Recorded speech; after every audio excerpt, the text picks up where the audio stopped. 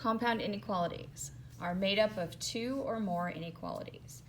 So we have to solve both in order to get the answer, which I will show you how to graph it and also how to write it in compound inequality format that you're going to be using in chapter 4 when we do systems of inequalities, where you're going to have to be able to come back up with the equations that go along with those, or even do slopes later in second semester. All right, so in the book on example 2, they actually made a mistake there. They wrote at the top a +7, but then when they solved it, they did -7. So we're going to do the one where they solved it. Okay, so you solve it as normal. You add 7 to both sides. 5x, this is 20. And this sign is not going to flip. This one will flip because of that. This one will not. Okay, so it's still less than. Divide by 5. And you get x is less than 4. Okay, when you have this one, you solve it. So there's no x here, so we have to move the 3 over.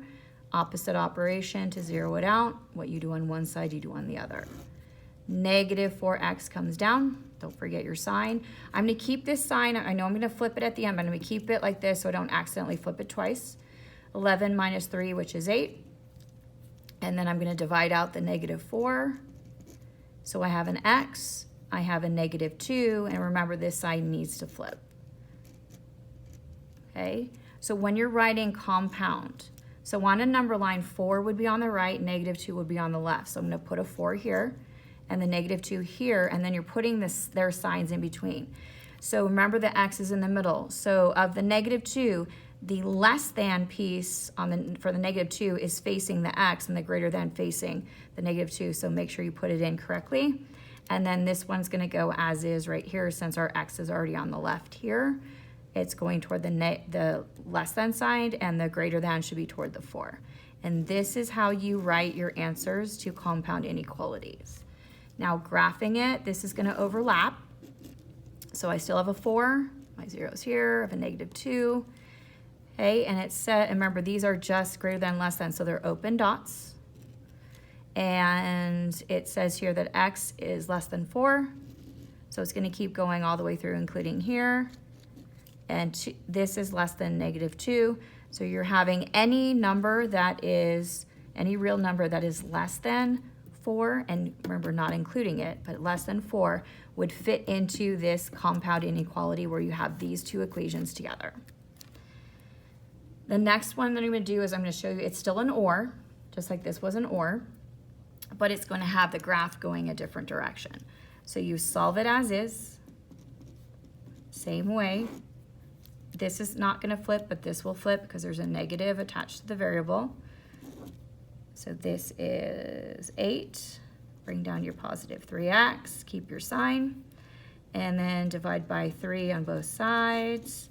And x is greater than 8/3, which is, I believe, 2.6666, 2 2/3. So if you need it as a decimal, that'll help. And we're going to write one of these in a second. All right, so I'm going to subtract 5, make it 0, -2x, and I am going to flip this, but I'm going to do it at the end. This is 15. Divide out your -2. So you have x, and remember to flip the sign, so it's really less than toward the x, and this is -7.5. All right, so when I'm doing the compound inequality, I put the variable in the middle that they share. Positive 2.6666 is over here, -7.5 on a number line is here, and then so the greater than is pointed toward the -7.5 and the less than toward the x. And here the x gets the greater than and the 2.6 gets the less than. So that's how you write it as a compound inequality.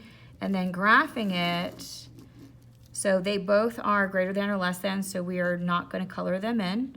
Remember, they're open dots. You don't need to put all the numbers in between here either. It's whatever you have. Okay, so they're both open dots.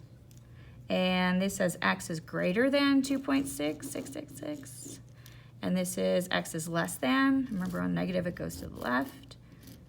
And this is another OR. So the inequality, the compound inequality for these two are going to include anything above 2.2 2/3 basically, and anything below negative 7.5, but nothing in between would work to make these statements true. Okay, so that's the or. The and, they wrote it in a different way, and you're going to need to get used to this because they will write them like this a lot. So they're written in compound inequality format, but this is the equation. There are actually two equations in here. So what you have to look at is there's one here, and there's another one here. So they share the 7x plus 9. So my first equation is negative 12 is less than or equal to 7x plus 9. And then the second one is this one, 7x plus 9 is less than 16. And if you look at this, there's a positive 7x and a positive 7x and no other x's that I have to move to make it negative. So I'm not going to flip the sign on either one. And this is actually going to be an and. Okay, so we solve it same way. So this has no x, so we have to move the 9. Zero it out here. What you do on one side, you do on the other. Negative 12 plus negative 9 is negative 21. Still less than or equal to 7x. Divide both sides by 7, and you get negative 3 is less than or equal to x. Now, if it's easier for you to have the x on the left, then remember to flip it correctly. This actually, read it backwards. This is x is greater than or equal to negative 3. So if we want to rewrite it, we need to make sure that we actually flip everything over. Okay, so we're going to use that in a minute. So we're going to solve this side. Again, minus 9. This is 0. Bring your 7x down. Keep the sign as is. And this is 7. Divide both sides by 7. And x is less than, this is one whole, less than, and this is also one whole, 1. So as a compound inequality, put your variable that they share in the middle. 1 on the number line is over here. Negative 3 would be on the left. And notice that toward the negative 3 is the less than piece, and toward the x is the greater than. So make sure that happens. And then over here, x has the less than, and 1 has the greater than. So this is how you would write the answer to it in compound inequality format. And here's how you would graph it. So an and, you would be able to, if we gave you a graph, you'd be able to see it definitely without even having to work anything out. So this one was just this, so it's an open dot, but this one is a closed dot because it includes the negative 3. So we're equal to, you got a 0 in the middle. And so remember that x was less than 1, but it's greater than, x is greater than negative 3. So they meet in the middle here, and when you have something that connects like this, only this range of numbers will work. So it includes negative 3, all the way up to 1, not including 1, will work for this compound inequality to make the statement, the greater than, less than statements true when you plug in for x. And you can try it. If you were to put in positive 10, it's not necessarily going to work somewhere. It might work on one, but it doesn't work on the other. Because actually, if you look at this, if you put in positive 10, right, this is 79. And 79, yes, is greater than or equal to negative 12, but is it less than 16? No. So 10 doesn't work. So only the ones to make this statement true. And we're talking about the equations themselves.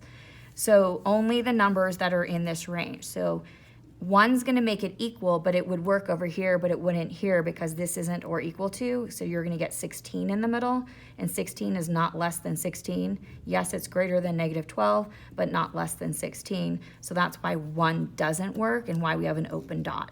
Negative 3 you put in there, it's going to work. Okay, and again, you need to write your answers in this format, the compound inequality, and you're also going to need to graph on a number line. We are not graphing on the 4-quadrant grid yet.